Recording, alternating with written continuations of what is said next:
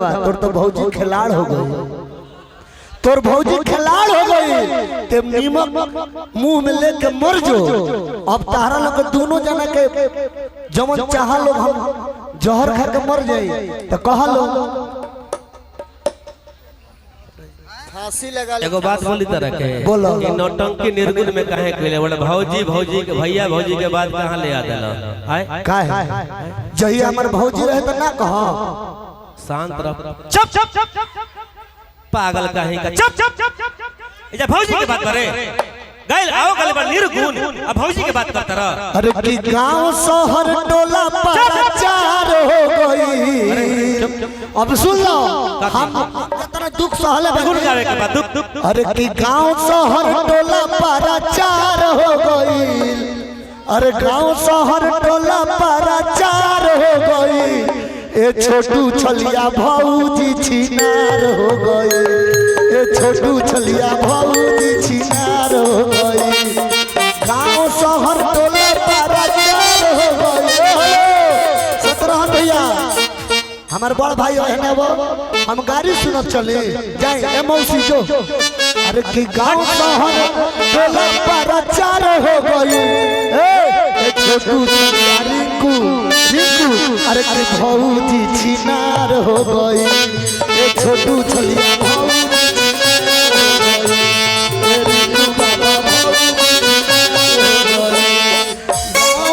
बस बस तारे इहे लगे बड़ा है या मरनी के गीत में भौजी छिनार का हो गली इहे करत लक्ष्मण भैया बाबा बहुत बढ़िया तरह के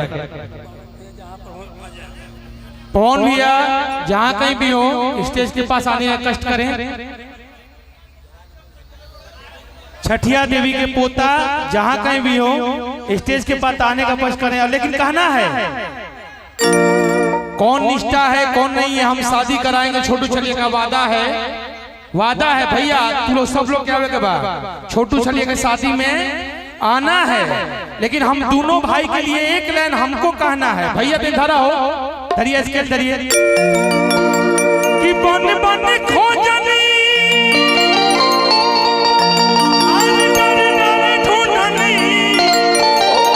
भाई ए छोटू छलिया भाई आवाज के जोड़ा लगा दियो तो गाना बजाना हम छोड़ देंगे।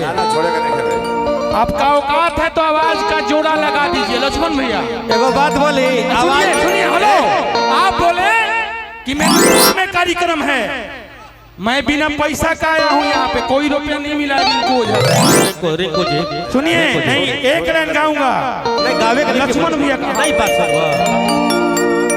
गाना बजाना मत छोड़ मेहरारू छोड़ दी हमारा के दे दे अपन मेहरारू अगर जवाब दे दे तो पक्का कहो वादा दे वादा वादा सालियो लो हाँ लेकिन हमारे राम भैया अगर कह दी है कि आपसे अच्छा गाया है तो अपन मेहरारू तहाना में कह दे चैलेंज बा हमार सब भाई यूट्यूबर लोग लगल बा चैलेंज बा भारत भैया ना सबको कहना है मैं जो गाता हूँ गा रहा हूँ भैया सबसे पहले तू कही उठ के कि मैं अच्छा गाया है कि वो गाया मेहरारू के चैलेंज बा कहे के बा कि बनी बनी खोजनी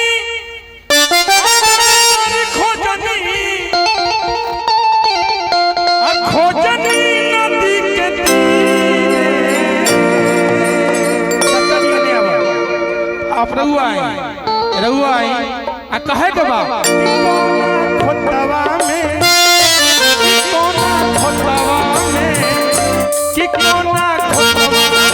लुकई आहि रे बालम चीरा आहि रे बालम चीरा कोना खोतवा में लुकई आहि रे बालम चीरा आहि रे बालम चीरई। बड़ भाई की तरफ से बात रहेगा ओहो एक अंतरा और गाएंगे आइए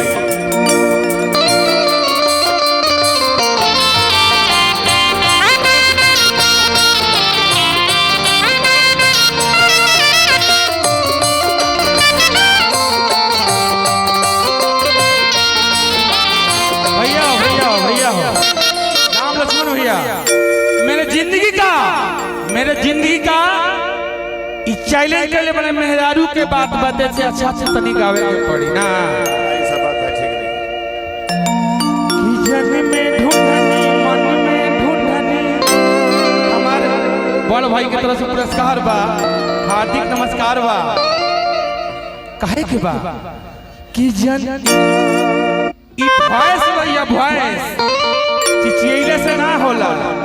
कि जन में ढूंढनी नो मन में ढूंढनी बीच बजानी। तारा के पहला क्लास में एडमिशन करा दी। हिया में पैसा ढूंढनी बीरा के मारे। हिया में घूस के खोजनी बीरा के मारे। हो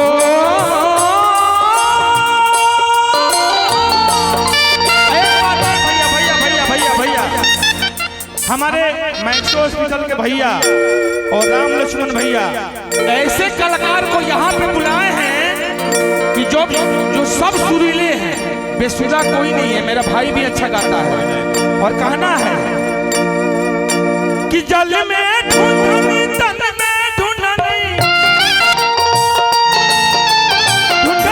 नदी के तीरे।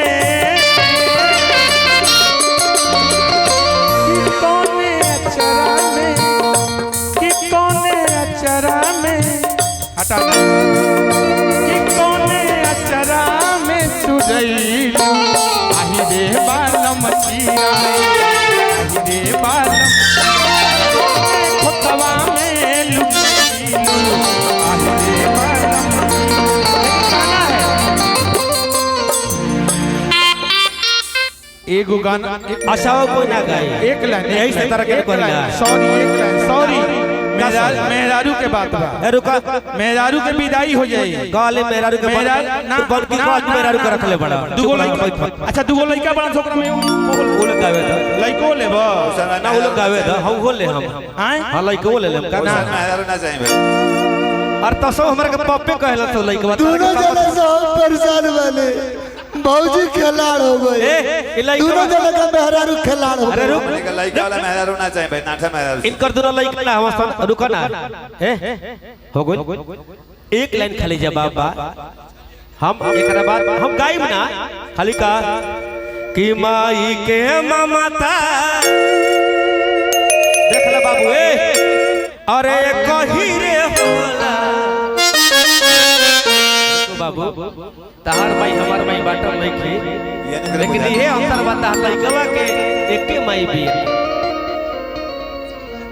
ऐसा नहीं कहल जाता। ए बाबू जब आप लिखे देवे काम आओ बाबू कृष्णा बाबू खड़ा हो जाओ बे आओ गायब जानो काहे कि ये पीढ़ी है आप लोग धरोहर है आने वाली हम लोग भोजपुरी की पीढ़ी है। आप लोग गाओ वाला तोरा हाथ में माइक दे इनका जवाब हम आपकी बना दे। हम यूट्यूबर भाई उनकर जवाब हम दे दे भाई।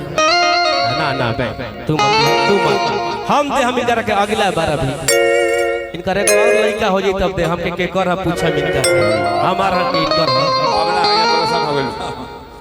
हेलो